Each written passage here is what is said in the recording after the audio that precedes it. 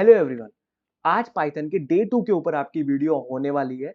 Last video में हम लोगों ने बात करी थी कि पाइथन होती क्या है, बेसिक इंट्रोडक्शन टू प्रोग्रामिंग के बारे में हमने बात करी थी और पाइथन को यूज क्यों करेंगे ये चीजें हमने डिस्कस करी थी। और लास्ट में मैंने बोला था कि नेक्स्ट वीडियो आपके लिए एक बनाऊंगा जिसमें हम अपना सॉफ्टवेयर एनाकोंडा का इंस्टॉलेशन पार्ट डिस्कस करेंगे। बट अभी करने क्या वाले हम लोग, हम एक क्लाउड बेस्ड सॉफ्टवेयर को यूज करेंगे। क्लाउड पे जाके मतलब गूगल पे ही डायरेक्टली ऑनलाइन जाके हम प्रोग्रामिंग वाला एक सॉफ्टवेयर यूज करेंगे। फ्यूचर में एनाकोंडा के इंस्टॉलेशन के लिए भी एक अलग से वीडियो में आप लोगों के साथ शेयर कर दूंगा। बट अभी के लिए हम जो यूज करने वाले हैं वो आप लोगों को जाना है सीधा गूगल पे और सर्च करना है गूगल कोलैब। ये वेलकम टू कोलैबोरेटरी करके जो पहला लिंक आएगा इसे आप लोगों को ओपन करना है और यहाँ पर ऐसे आपके सामने एक टैब सी ओपन होगी, उस पर जाके न्यू नोटबुक आप लोगों को यहाँ पे क्लिक करके एक नई नोटबुक क्रिएट कर लेनी है। डायरेक्टली गूगल कोलैबोरेटरी पे जाके आपको लॉगिन, हो सकता है आपसे स्टार्टिंग में जीमेल लॉगिन मांगे तो आपको कंटिन्यू विद जीमेल करके और डायरेक्टली ऐसे न्यू नोटबुक क्रिएट करनी है यहाँ पे आके। अब जब आप आगे यहाँ पे नोटबुक क्रिएट करेंगे तो कुछ इस टाइप का आपके सामने इंटरफेस ओपन होके आएगा। ये है क्या, क्यों यूज करेंगे, जब हम इसके पे प्रोग्रामिंग करेंगे अच्छे से तो समझ में आप लोगों को तब आ जाएगा। वैसे जो मैं एनाकोंडा इंस्टॉल करवाने वाला था, एनाकोंडा क्या है, एक सॉफ्टवेयर है जो एआई डेटा साइंस के लिए सभी आपस में सब सॉफ्टवेयर्स रखता है। जैसे आप मशीन लर्निंग के लिए कुछ यूज करना है, एनएलपी के लिए, तो अलग अलग सॉफ्टवेयर्स का कॉम्बिनेशन उसके अंदर आपको मिल जाता है। तो हम उसके अंदर से भी यूज करने वाले थे जुपिटर नोटबुक। सो एक तरीके से जुपिटर नोटबुक का ही ऑनलाइन वर्जन है ये गूगल कोलैब। गूगल कोलैब पे आप प्रोग्रामिंग वाला पार्ट या फिर एआई की बहुत सारे काम इजीली कर सकते हैं। तो इस पे प्रोग्रामिंग करना बहुत आसान है। जैसे अगर कुछ लोग प्रोग्रामिंग से पहले फैमिलियर हो पाइथन से, तो देखो पाइथन में अगर एक वेरिएबल होता है, अभी हम वेरिएबल के बारे में बात करेंगे, तो जैसे ऐसे हमें क्रिएट करते हैं वेरिएबल, जैसे a इक्वल टू 8, जैसे आप लोग मैथ्स में करते हो x equal to 8, let assume y equal to 10, तो उस तरीके से ही a इक्वल टू 8 मैंने लिखा। और इसे रन कराने के लिए सिंपल सा यहाँ पे आपको के क्लिक करना पड़ता है, रन सेल का ऑप्शन आ रहा है। फर्स्ट टाइम थोड़ा सा टाइम ले सकता है बट फिर ये सही स्पीड से चलता है। तो इस तरीके से हम आगे जो प्रोग्रामिंग में अभी इसे यूज करेंगे, इसके इंटरफेस के बारे में बात जब अभी हम एक दो कुछ प्रैक्टिस वाले क्वेश्चंस करेंगे तब आके इसके बारे में हम बात करेंगे कि कैसे कैसा इंटरफेस है और क्या क्या हमें यहाँ पे इम्प्लीमेंट करना है और कैसे रन कराना है। ये देखो हमारा रन हो गया, ग्रीन टिक आ गया। इस तरीके से इस पे कुछ प्रोग्रामिंग काम करती है। पहले हम आप अपना जाके जो हमें टॉपिक पढ़ना है वो डिस्कस करते हैं, फिर आएंगे बाद में एक दो क्वेश्चन यहाँ पे कुछ प्रोग्रामिंग के करके इस इंटरफेस के बारे में समझेंगे। सो आज का जो हमारा पाइथन का टॉपिक है वो है वेरिएबल। सो वेरिएबल के बारे में अगर हम बात करें तो वेरिएबल होते क्या है।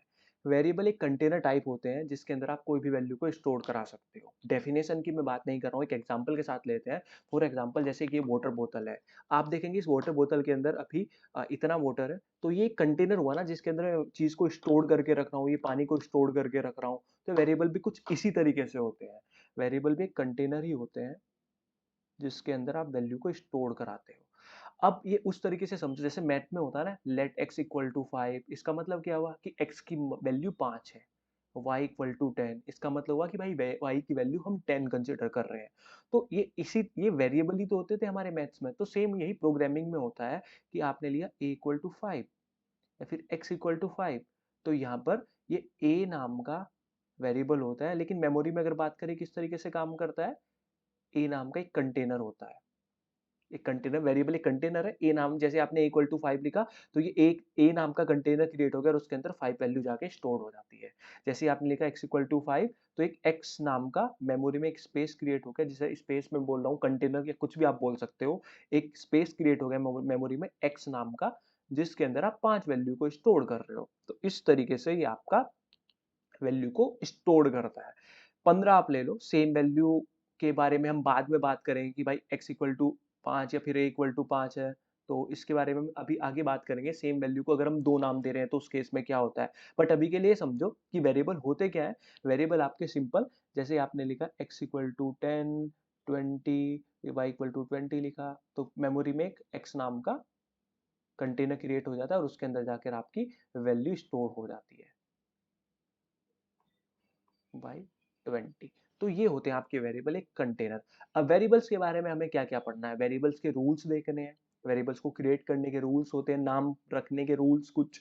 उसके अलावा हमें वेरिएबल्स के बारे में कुछ चीज़ें समझनी है, पहले उसके लिए हमें थोड़ा-सा पाइथन की मेमोरी पे जाना पड़ेगा। तो ये देखना पड़ेगा कि ये जो वेरिएबल आप क्रिएट कर रहे हो, आप प्रोग्रामिंग में अभी हमने आपको याद हो गूगल कोलैबोरेटरी में जाके a इक्वल टू 5 शायद मैंने लिखा था वहाँ पे। तो वो जो 5 मैंने वहाँ पे लिखा है, तो वो मेमोरी में कैसे जाके स्टोर होता है, मेमोरी कैसे उन चीज़ों पे काम करती है, जो भी आप वैल्यू प्रोग्रामिंग में लिखते हो। तो पाइथन की मेमोरी के बारे में पहले थोड़ा समझते हैं यहाँ पर।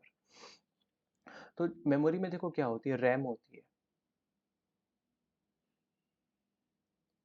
रैम में रजिस्टर्स होते हैं और रजिस्टर्स में यहाँ पे अंदर 2 चीज़ें होती हैं। एक साइड तो होती है आईडी, आईडी बोल लो या मेमोरी लोकेशन, मेमोरी एड्रेस। दूसरी साइड होती है वैल्यू। मतलब हर एक वैल्यू जो मेमोरी में स्टोर्ड है उसका कुछ ना कुछ एड्रेस तो होगा ही, क्योंकि जैसे आप फॉर एग्जांपल आप कोई भी फोल्डर क्रिएट करते हो अपने लैपटॉप में, तो आप अपने लैपटॉप में देखते हो कि हर एक का अलग पाथ होता है, हर एक का अलग एड्रेस होता है। तो उसी तरीके से मेमोरी में जो भी वैल्यू स्टोर होती है ना, अलग अलग लोकेशन पे कहीं ना कहीं वो स्टोर्ड होंगी। तो उनकी कोई ना कोई मेमोरी एड्रेस, मेमोरी लोकेशन या फिर आईडी होगी। तो वही दो चीजें रजिस्टर्स में हम बात कर रहे हैं कि दो चीजें होती हैं। जैसे आपने लिखा x=5, तो मेमोरी में एक x नाम का स्पेस क्रिएट हो गया ये, और इसके अंदर जाके 5 वैल्यू स्टोर होगी और ये यहाँ पर इसका कुछ ना कुछ एड्रेस है। अब ऐसे ही लिखा आपने y=10, तो मेमोरी में आके एक y नाम का स्पेस क्रिएट हो गया और ये 10 वैल्यू आके यहाँ पे स्टोर हो गई है। अब आपने लिखा z=20, तो एक z नाम का स्पेस यहाँ पे आके क्रिएट हो गया और ये उसके अंदर जाके 20 वैल्यू स्टोर होगी और हर एक की कहीं ना कोई यूनिक आईडी इनकी होगी। तो इस तरीके से पाइथन की मेमोरी चीजें स्टोर करती है, वेरिएबल्स को स्टोर करती है, या कोई भी आइटम जो भी आप स्टोर कराना चाह रहे हो उसे कुछ इस तरीके से स्टोर करती है। अब हम बात करते हैं, फॉर एग्जांपल x=5 मैंने लिखा और मैंने एक वैल्यू और स्टोर कर दी a=5। तो अब क्या होता है, 5 तो मेमोरी में ऑलरेडी है, x=5 तो मेमोरी में ऑलरेडी स्टोर्ड है ना ये। तो अब क्या होगा, ये 5 के लिए यहाँ पे जाके, ये नहीं कि नया, ये ए के लिए नया स्पेस क्रिएट हो जाएगा और 5 उसके अंदर जाके स्टोर होगा, नहीं। सेम वैल्यू है अगर, तो मेमोरी में वो एक ही बार स्टोर्ड है, ये 5 एक ही बार स्टोर होगा, बस ये ए आके इसकी साइड को पॉइंट करने लगेगा। ए भी इसका दूसरा नाम हो जाएगा। कुछ ये उसी तरीके से समझो, एक इंसान के दो नाम या दो से ज्यादा नाम होते हैं, तो उसी तरीके से 5 तो मेमोरी में एक ही बार स्टोर्ड रहेगा। आप जितने भी उसे नाम दे रहे हो वो उतने नाम से वो पुकारा जा सकता है। अब जैसे a=5 आपने लिख दिया और उसके बाद आपने कुछ और यहाँ पे फिर आके s=5 करा। उसके बाद आपने आके यहाँ पे h=5 करा। तो ये जितने भी आप नाम दे रहे हो, h, s, तो इस तरीके से ये सारे आके इसकी साइड को पॉइंट करने लगेंगे। ये प्रैक्टिकली भी मैं अभी आपको समझाऊंगा कि इसका क्या मतलब है कि आके इसकी साइड को पॉइंट करने लगेंगे। तो मेमोरी पाइथन की कुछ इस तरीके से काम करती है। सेम वैल्यू मेमोरी में एक ही बार स्टोर रहती है। आप जितनी बार भी उस वैल्यू के अलग अलग नाम देना चाहोगे, बस वो मेमोरी में तो एक ही जगह स्टोर है, बाकी सब उसकी साइड को आके पॉइंट करने लगेंगे। अब ये जो नाम पॉइंट कर रहे हैं इसकी साइड को आगे, ये हटेंगे कैसे? फॉर एग्जाम्पल, अब मैंने यहाँ पे लिख लिया a=5 था पहले ये, अब मैं यहाँ पे लिख देता हूँ a=10, तो ये a क्या होगा, ये a नाम यहाँ से हट जाएगा और ये मेमोरी में यहाँ पे आके 10 यहाँ पे था, तो 10 इस a इसकी साइड को पॉइंट करने लगेगा। अगर कुछ ऐसा होता है जैसे a मैंने ले लिया 200, तो 200 अभी यहाँ मेमोरी में स्टोर नहीं है, तो 200 यहाँ पे आ जाता और ये a आके यहाँ पे पॉइंट करने लगता, यहाँ से भी a हट जाता है। तो मेन मतलब बस यही है कि अगर एक सेम वैल्यू को आप मेमोरी में बार बार स्टोर कराओगे, अलग अलग नाम दोगे, तो वो मेमोरी में तो एक ही बार आएगी। जैसे x=5, a=5, तो 5 तो एक ही बार स्टोर्ड है, बाकी a, x, s, h जो भी लोगे वो सब आके उसके साइड को पॉइंट कर रहे होगे, उसके अलग अलग नाम आप रख रहे हो। तो कुछ वेरिएबल में केस में मेमोरी कुछ इस तरीके से काम करती है। अब थोड़ा सा इसे प्रैक्टिकली अप्रोच के साथ एक बार समझते हैं, देन हमें थोड़ा सा अच्छे से बेहतर तरीके से समझ में आएगा। हम दो चीजें समझते हैं, वेरिएबल क्रिएट करने के तरीका, किस तरीके से वेरिएबल क्रिएट हो रहे हैं, और कुछ रूल्स हैं वेरिएबल्स के नाम रखने के लिए। एक्स रखा, वाई रखा, जेड रखा, एस रखा, एच रखा, तो इसका भी कुछ रूल्स होते हैं जिनको हम यूज करते हैं अपने वेरिएबल का नाम देने के लिए। तो उन रूल्स को देखते हैं और अपने थोड़ा सा प्रैक्टिकल पार्ट पे चलते हैं। अपने गूगल कोलैबोरेटरी पे आ गए हैं। अब यहाँ पे थोड़ा प्रैक्टिकल समझते हैं कि हम वेरिएबल्स को क्रिएट कैसे करते हैं। तो जैसे a=10 लिखा, तो ये एक सिंपल तरीका है कि a नाम का एक वेरिएबल क्रिएट करा है और उसके अंदर 10 जाके अब स्टोर हो जाएगा। तो इसे रन कराने के लिए आप यहाँ पर भी, ये आपको सर्कल सा दिख रहा है, इस पे भी क्लिक कर सकते हैं, शिफ्ट और एंटर भी प्रेस कर सकते हैं साथ में, तो उससे भी ये रन कर जाएगा। तो अब ये मेमोरी में आपका a जाके स्टोर हो गया है। अगर अब आपको चेक करना है कि मेमोरी में a स्टोर हुआ है या नहीं, तो उसके लिए आप, हमारे पास वैसे एक फंक्शन होता है प्रिंट। अभी फंक्शन होते क्या हैं कैसे क्या यूज़ होता है, क्यों यूज़ करते हैं, वैसे ही आगे पढ़ेंगे। तो इसलिए अभी मैं फंक्शन हम इस फंक्शन को यूज़ करते हैं कोई भी वैल्यू को प्रिंट कराने के लिए, देखने के लिए उस वैल्यू को कि मेमोरी में उस एग्ज़ैक्टली वो कहाँ पे मतलब उसकी क्या वैल्यू स्टोर्ड है। जैसे a है, a मेरा एक वेरिएबल है, तो मुझे देखना है इस वेरिएबल के अंदर क्या वैल्यू स्टोर्ड है, तो उसके लिए हम प्रिंट फंक्शन के अंदर इस वेरिएबल को पास कर देंगे। तो आप देखोगे प्रिंट a करने के बाद ये इसने मुझे बता दिया 10 कि इसके अंदर 10 स्टोर्ड है। वैसे अभी ये फंक्शन तो हम बाद में पढ़ेंगे, बट मैं आपको बताना चाहता यही तरीका होता है मेमोरी से वैल्यू को देखने का। अगर आप अलग सॉफ्टवेयर यूज करेंगे, बहुत सारे प्रोग्रामिंग के लिए सॉफ्टवेयर यूज कर जाते हैं, वीएस कोड, पाइजाम, तो उसमें आपको प्रिंट ही यूज करना पड़ेगा। बट जब आप गूगल सॉरी जब आप गूगल कोलैब की बात करते हैं, जब आप जुपिटर नोटबुक की बात करते हैं, तो यहाँ पर आपको ये प्रिंट नहीं भी लिखोगे, अगर आप डायरेक्टली आके ए भी लिख दोगे तो ये आपको डायरेक्टली यहाँ पे दे देगा 10। मतलब प्रिंट फंक्शन के अलावा भी ये डायरेक्टली आप ए लिख रहे हो यहाँ पे और रन करा रहे हो, तो ये आपको बता देगा इस ए की वैल्यू मेमोरी में क्या है। ये कुछ इस तरीके से समझो, जैसे आप मेरा नाम उमंग है, कोई मुझे आवाज लगा रहा है तो मैं बोलूंगा कि मुझे लगेगा हाँ कोई मुझे बुला रहा है। तो ये उसी तरीके से जैसे मैंने ए लिखा तो मेमोरी में से मैंने बुलाया ए को, तो उसने आके आपको 10 वैल्यू दी थी। तो ये कुछ इस तरीके से वेरिएबल हमारा मेमोरी में क्रिएट किए जाते हैं। अब आप सिंपल कितने भी वेरिएबल क्रिएट कर सकते हैं, 45 वगैरह, नाम इनका कुछ भी दे सकते हैं, बड़े ना मतलब ऐसे भी दे सकते हैं आपको, जैसे नंबर करके कुछ भी नंबर लिखा आपने और इसके अंदर 89 पास कर दिया, मतलब कुछ भी नाम दे सकते हैं। वो उन नाम देने के रूल्स हम समझते हैं। तो सबसे पहला रूल है कि नाम ऐसा होना चाहिए थोड़ा लॉजिकल लगे। अब जैसे मुझे लिखना है x इक्वल टू 80 19, तो कुछ समझ में नहीं आ रहा है कि x इक्वल टू 19 में क्या हो सकता है। लेकिन अगर मैं लिख रहा हूँ एज इक्वल टू 19, तो समझ में आ रहा है किसी की एज की बात हो रही है और उसकी एज 19 है। तो ऐसे ही हमें नाम देने का ट्राई करना चाहिए जो थोड़े लॉजिकल भी लगे। अब इसके अलावा और क्या रूल्स होते हैं, पहले तो नाम लॉजिकल होना चाहिए, उसके अलावा है कि स्मॉल ए से लेके स्मॉल जेड तक। और जो मैं हैज़ यूज़ कर रहा हूँ ना, ये पाइथन में हम यूज़ करते हैं कमेंट करने के लिए। कमेंट का मतलब जैसे ये हम अपनी नोटबुक बनाते हैं, नोटबुक में हम हेडिंग डालते हैं और कुछ चीज़ हम कमेंट कर लेते हैं। तो पाइथन में भी ये जो आप गूगल कोलैब पे काम कर रहे हो ना, एक नोटबुक टाइप ही है। तो आप इस पे जब हैज़ लगा दोगे, वैसे तो किसी भी सॉफ्टवेयर में पाइथन को जब आप यूज़ करोगे, हैज़ लगा दोगे, तो वो लाइन पाइथन का इंटरप्रेटर रीड नहीं करता है। उसे वो कमेंट की तरीके से, एक तरीके से हेडिंग समझ लो, कमेंट समझ लो, उसे इग्नोर करके वो बस आगे जंप कर जाता है। वो मतलब उस पे प्रोग्राम की तरह उसे ट्रीट नहीं करता है। तो ऐसे ही इस रूल क्या है, सबसे पहला स्मॉल ए से स्मॉल जेड तक आप कोई भी नाम ले सकते हो स्टार्ट करने के लिए वेरिएबल का। कोई भी लेटर से स्टार्ट कर सकते हो, मतलब कैपिटल ए से कैपिटल जेड तक आप स्टार्ट कर सकते हो। थर्ड की अगर हम बात करें, आप अंडरस्कोर से स्टार्ट कर सकते हो। ये तीन चीजें आप यूज कर सकते हो अपने वेरिएबल का नाम रखने के लिए। इनसे मतलब क्या हुआ, जैसे मैंने स्मॉल ए से लिख दिया 78, तो ये स्मॉल ए क्रिएट हो गया। अब जैसे ही मैंने लिख दिया बी, स्मॉल बी ले लिया 67, तो देखो आप स्मॉल कैपिटल लेटर्स में ए से लेके जेड तक कहीं भी ले सकता हूँ और बड़ा भी नाम ले सकता हूँ। जैसे मैं लिख लेता हूँ इसमें कुछ भी ले लेते हैं, जैसे एज ही लिया था हमने ऊपर, एज इक्वल टू 12, तो देखो स्मॉल लेटर से स्टार्ट करा है, स्टार्ट वाले की बात हो रही है। इसके बाद आप पीछे ए के साथ कुछ और भी ऐड करेंगे, अभी आगे बात करेंगे। स्मॉल से स्टार्ट कर सकते हैं।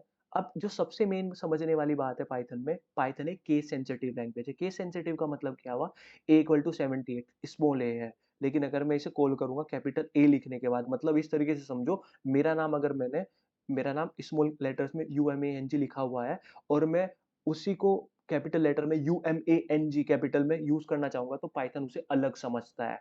पाइथन के लिए स्मॉल ए और कैपिटल ए अलग है। अब अगर मैं इसे रन कराऊंगा तो ये एरर दिखा देगा, name A is not defined, क्योंकि पाइथन स्मॉल ए के बारे में तो जानता है बट वो कैपिटल ए के बारे में कुछ नहीं जानता।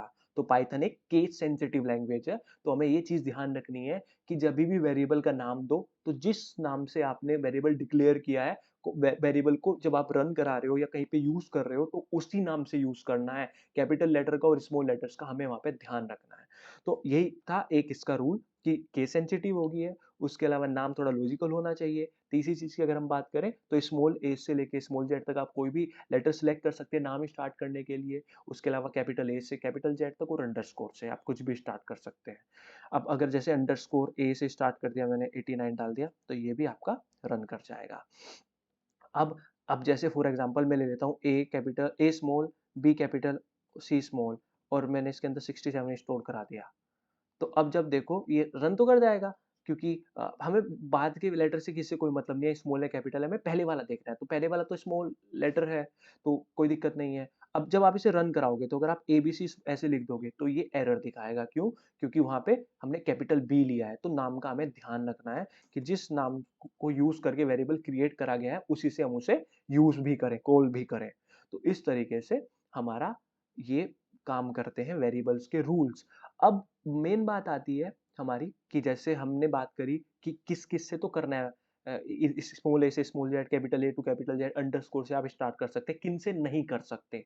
फॉर एग्जांपल आप किसी नंबर से स्टार्ट करते हैं, आपने लिखा वेरिएबल का नाम लिख रहा हूँ मैं 2a इक्वल टू 67, तो ये है एरर। आपने जो स्टार्ट किया ना वेरिएबल का नाम वो नंबर से करें, आप नंबर से नहीं कर सकते। अगर आप a2 करेंगे तो चल जाएगा, a2 इक्वल टू 89 चल जाएगा, क्यों? क्योंकि स्टार्ट आपने स्मॉल ए से किया है। तो ध्यान रखना है नंबर से स्टार्ट नहीं कर सकते वेरिएबल को। उसके अलावा आप किसी स्पेशल सिंबल को अगर आप यूज़ करते हैं, जैसे आप कहते हैं मैं तो मैं ले लेता हूँ कि एंड, या फिर मल्टीप्लाई ले लिया, मल्टीप्लाई 3 इक्वल टू 8 ले लिया। तो इस टाइप के कोई भी स्पेशल सिंबल को भी आप यूज़ नहीं कर सकते हो, एरर यहाँ पे ये दिखाएगा। ठीक है? आप क्या नहीं कर सकते? नंबर्स नहीं ले सकते, स्पेशल सिंबल नहीं कोई ले सकते। तीसरा, आप कीवर्ड्स नहीं ले सकते। कीवर्ड्स क्या होते हैं? कीवर्ड्स होते हैं कुछ प्री डिफाइंड वर्ड्स जिनका पाइथन में पहले से ही मतलब पता है। अभी हमने ऊपर एक फंक्शन की बात करी थी प्रिंट, तो प्रिंट पाइथन पहले से ही जानता है। पाइथन के लिए प्रिंट पहले से ही डिफाइन है। उसे पता है कि मुझे ये यूज़ करना है इस काम के लिए। तो ऐसे बहुत सारे मेथड्स पहले से ही पाइथन को पता है। उन मेथड्स को अगर आप अपने वेरिएबल के नाम के लिए यूज़ करेंगे, तो पाइथन वहाँ पे कन्फ्यूज़ हो जाएगा। उसे समझ नहीं आएगा कि यार इस काम के लिए तो इस नाम से तो मैं कुछ और काम करता हूँ, तो आप अगर उसी नाम को यूज़ करके कोई अदर वेरिएबल क्रिएट कर रहे हैं या कुछ अदर काम दे रहे हैं, तो वहाँ पे वो एरर शो कर देगा। अब जैसे प्रिंट फंक्शन है, उसका काम है वैल्यू को प्रिंट कराना, बट आप इसे वेरिएबल के नेम की जगह यूज़ करेंगे, तो क्या होगा? अच्छा सॉरी, ये फंक्शन है ना, तो फंक्शन के लिए हम ब्रैकेट लगाते हैं।